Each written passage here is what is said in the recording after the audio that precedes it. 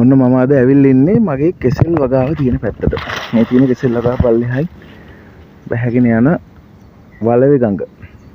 වතුර බොර වෙලා තියෙන්නේ. මේ දවස්වල වර්ෂාවත් එක්ක වතුර වැඩි වෙලා තියෙනවා. ඉතින් මේ ඉවුරු ඛාදනය වෙලා තියෙන්නේ ගොඩාක් දුරට.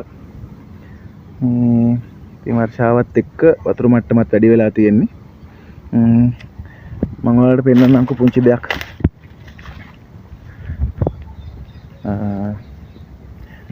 මේගොල්ලන් මෙන්න මේ තමයි කෙසෙල් කෝලි කුට්ටු කෙසෙල් වලට විශේෂයෙන් එන පැනම රෝගය.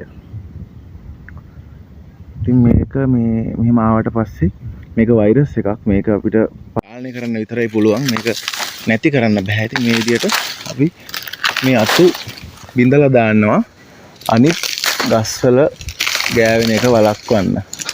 ඒ කොළවල ගෑවිලා මේ දැන් මේ වෛරස් එක තියෙන ගහේ කොළයක් අනිත් ගහක ගෑවෙලා ඒ අතු දෙක එකට ඇතිල් වෙනවා මේ වගේ හුළඟ තියෙන වෙලාවට. එතකොට ඒ ගස් දෙකේම කොළ තුවාල වෙනවා.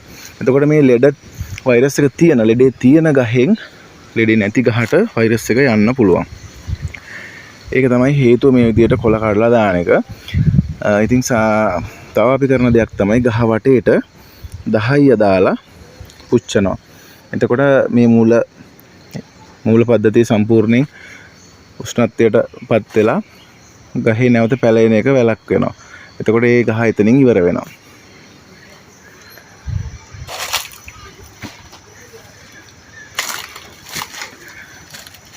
මේ තියෙන තවත් ඒ විදිහට පැනම රෝගේ ආපු ගස් කීපයක්.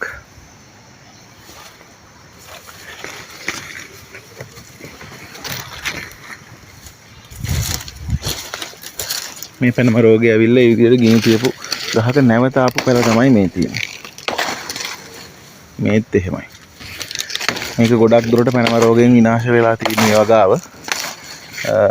දැන් පූදින මට්ටමේ තියෙන වගාවක්. නමුත් ගොඩක් දුරට ගස් වලට ලෙඩ ඇවිල්ලා තියෙන්නේ. දැන් මේ පේලිය ගත්තොත් එහෙම මේතන ලෙඩ ගහක්. මෙතනත් එහෙමයි. මේ කැන තියෙද්දි රෝගය ආවත් කැන පව විනාශ වෙලා යනවා.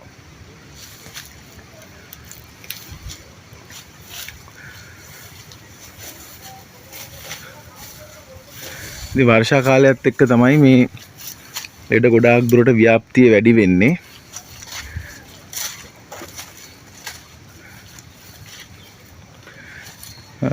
ඉතින් මේ වගාවේ මගේ තිබිච්ච අඩුපාඩුව තමයි මේක ගොඩ ඉඩමක්. එතකොට මම මේකේ කාණු පද්ධතියක් දැම්මේ නැහැ ජලය බහැලා යන්න. ඊටම වටේට කාණු පද්ධතිය තියෙනවා.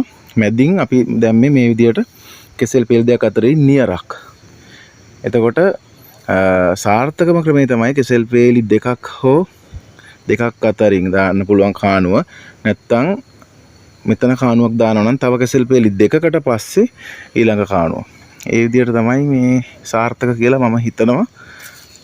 මම මේ දැනට ලැබපු අත්දැකීම් එක්ක මමත් වගාවට අලුත්. ඉතින් මේ ඔයාලත් දන්න දේවල් කියාගෙන යන්න බලන්න.